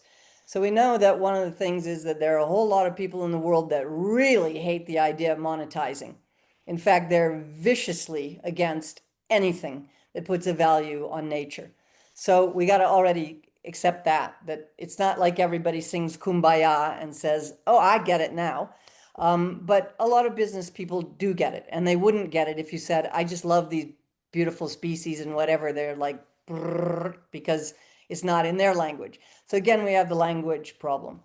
Having worked in this now for quite a while, because of course then I went into natural capital and then a TNFD and blah, blah, blah, blah, blah, blah. But having been working the last 3 years with an indigenous community in the middle of the Amazon on a biodiversity stewardship payment, given me an ability to see a whole lot of things. And, you know, very sadly, it takes me back to my statement earlier about the money. So it's what do people want to put their money towards, right? And we know that people that have a lot of money, part of the reason they do if they didn't inherit it is because they're really careful about risk. They know how to manage risk very well. So they see Africa coming and it's like one big risk. Every investment, everything is just, oh, it's too risky. And what's our return on investment? So Africa's always put at the end of the queue because it's like really risky place to spend any of your money. And I think one of the issues that's, you know, I mean, we're biologists and we create a big part of the problem in biodiversity credits, I can tell you, because it was really much easier for them in carbon because they knew what they were measuring. So everybody's got the same metric, right? So then they get into the biodiversity crowd and say, okay, well, what are we going to get back for our money? Like, how are we going to know that when we spent it? And then the biologists all went to work on it. Oh, it's got to be diversity. It's got to be abundance. It's got to be, these people are just like, the shutters going down again. We have been definitely our own worst enemy in this because the big NGOs can't agree. They all want to own that space and they have their own things that they call it and whatever else. It's caused massive confusion. You cannot even speak of a biodiversity credit market. There is no market. A market is something where you're trying to scale it to a level where it's something really serious. We have some small projects going on that have been described here. They're not going to change the world. That's the problem. And to me, the problem sits so deeply within our global economy and how it works, right? People want return on investment. They're not just philanthropic that way. Certainly governments are, certainly private sector is not. You know, I worked in the private sector and what they told me when I left, because I wanted to go back and work with communities in Africa, they said to me, oh, by the way, could you tell all your friends in the conservation field, we're not donors, right? And yet the world is expecting everything I read now is, oh, the private sector will pay that. I mean, if you're following what's going on in Belém, they're telling everybody that the private sector is going to pay for everything. And the private sector is saying, no, I don't think we said it that way. So whereas I think it's great to have innovation and we all have to push for it. I've spent my whole life doing that. I've taken a lot of blades between my shoulders over that. is not going to happen tomorrow. And the very biggest danger of it, Janetta touched on, which is that creating expectations in communities is probably the most deadly thing you can do, because none of us have the power to deliver everything that is promised. I'm so careful about that. And so I think these things have a long way to go before promises should be made. I mean, look at what happened in the voluntary carbon market. There actually was one seriously bad player, and they cannot get investment back into it. In one of the areas I'm working in, they were bringing in $1.8 million a year to that community. And all it took was, Patrick Greenfield's articles in The Guardian. He just killed it dead, right? They didn't do anything wrong. Nothing was going wrong there. The communities are all sad. So to me, it's complicated. And, the governments, here's the biggest complication I've seen in Africa is that every time you start a market, they want it. They want the benefit. Like, they don't want it. They'll take care of it and give it to their communities, but it never gets there. And so the communities are the most fundamental part because they're living in that land. So to convince a government, when they got a lot of nice elephants, that when the money starts rolling in for their services, it's got to go somewhere else, that's a big problem there. So yeah, I mean, for me, But the keep finance working on minister, those ideas. the But you can't finance necessarily minister should make it happen. understand. Sorry, What's Holly, that? but the finance minister should understand that increased economic activity in the communities will mean more taxes, more VAT, more money for the government. It just doesn't Maybe. pass through the government on the way there. It comes back. So I'll put you on the, you can be on the front edge on that, Ian. You can be there. I brought Ian along. He's going to tell you, Mr. Minister, why you should be happy about this. They don't even give their tourism money back to conservation, as Sybil has been trying to tell us in the chat throughout this entire thing.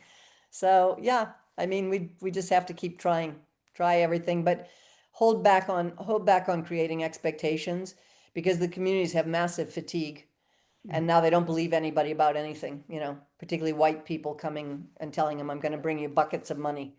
That's not a good combo. And don't have a map. That's another bad thing. Don't bring your map. Anyway, Johan, I'm sure you're trying to figure out how to get every last question in your last minute or so. But Gustav has been waiting. You have to give him a chance. He's been waiting. It's time for the last question. Gustav, you endured the test, so the prize is going to you. Good evening. Thanks, everyone. Yeah, I've learned really a lot, and this is really complex. But what I'm trying to understand, should there be different models? Because I say we've mostly focused on government conservation areas.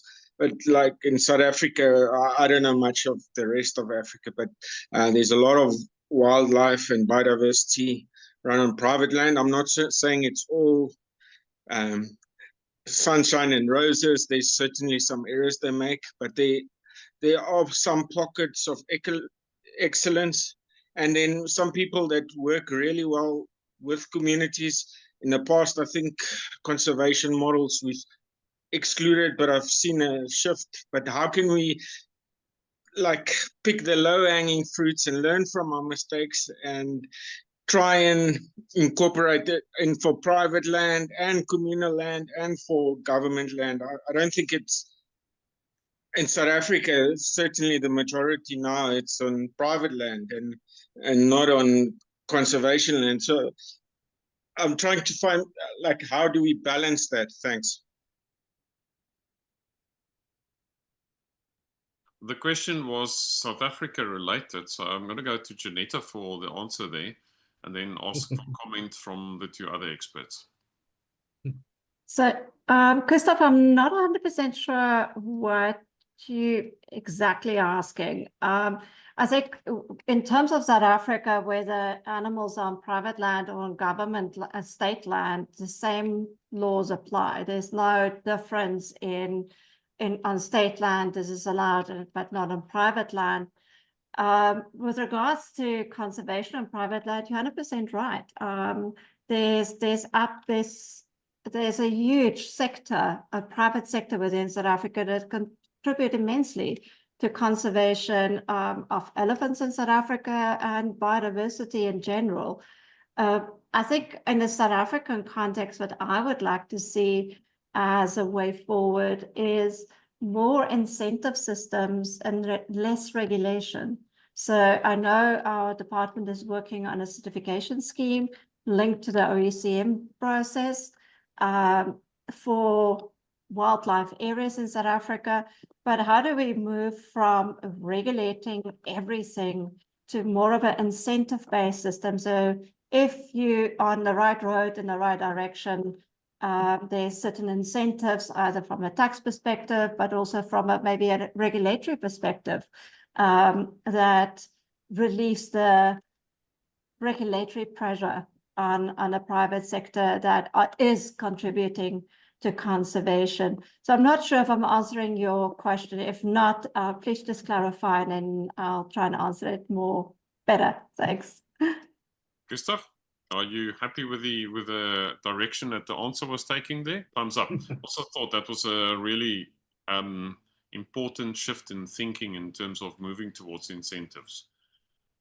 Russell, Holly, would you like to make a final comment on that one? I would just say I like the idea of OECMs, and I think you can look for incentives in that particular entity, whatever you want to call that.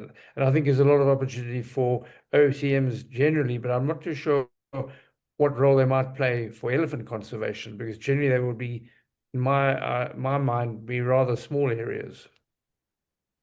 Yeah. Okay. Yeah, I mean, I also I was going to bring up OECMs as well. I think it's quite interesting working with countries now as they look towards their commitment to the global biodiversity framework, and in particular Target 3, which is known as the 30 by 30 target, getting 30% of land and seas under some form of conservation management. And a lot of governments that I've been conferring with are finding it actually very, very difficult to figure out how they would do that on any state-owned land, because their wildlife estate is a very small portion of that. But I'm seeing now very big opportunities coming in for communities, community land in many of these countries. There are, we do have wildlife on that land. We do have elephants on that land. And those are real opportunities kind of for everyone, right? It's not all private land. It's not all about privately held title deeds. A lot of countries in Africa just have community lands or customary trusts or whatever they are. And, these OECM mechanisms are one way of doing that. The governments, of course, because it sits within the target now as a mechanism to use, but there's other mechanisms. And I think there's going to be opportunities there, not necessarily for South Africa, because, your history is just a different one. Where we look at, I mean, it's been quite sad for me because Kenya, has had a march towards the privatization of all land. And over history, the pastoral people have really fought back against that because they saw that as the death of their culture. If you're a pastoralist, that has to move around and whatever. Over a period of 100 years, starting with the colonial government, they pushed and pushed and pushed, and very recently they privatized pastoral land, and it will be the end of these people. There's almost no doubt, and that's a very sad thing for wildlife, because what we're seeing happening is they're putting fences up, right, to protect their grazing rights, and it's just absolutely the wrong way to get that thing you need from the communities, which is to keep that land open. These people have lived with wildlife without any fences for forever and ever and ever, and they know how to live with wildlife. They live with elephants and lions and leopards. So privatization has its positive and negative aspects, and I think we just have to, as we've been saying all along, keep that toolbox open and keep adding tools to your toolbox, and just keep an open mind, because be aware of your neighbors and those countries that are, country after country away. There's good ideas coming up. It doesn't have to be the not invented here syndrome. I don't do it because we didn't think of it here. I'm not clever enough for that. We have to say, bah, what a clever idea. Let's try and do it here. And that's what I think about everything. Just be open to other people. Don't be critical before you look at what their circumstance is, and let's find those opportunities. Thanks, Johan, and thanks for the opportunity to speak. Thank you so much to the experts. We've been going for more than 2 hours, and into all this complexity, I'll take the advice from the British King in the Second World War that said, keep calm and carry on. Thank you very much, everybody. Have a lovely evening.